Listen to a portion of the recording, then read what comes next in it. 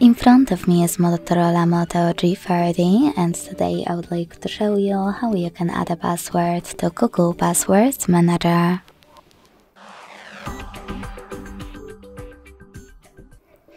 Begin by launching Settings and scrolling down to access passwords and accounts.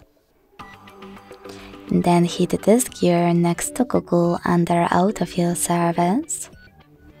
Tap on Google Password Manager and use this plus above all of your passwords to add a new one. Now input all of those informations.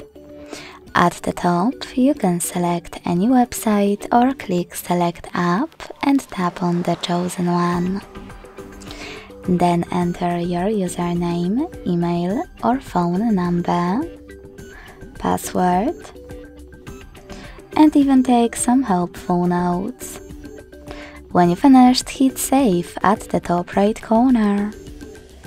Thanks so much for watching. If you enjoyed this video, leave a like, comment and subscribe. Bye!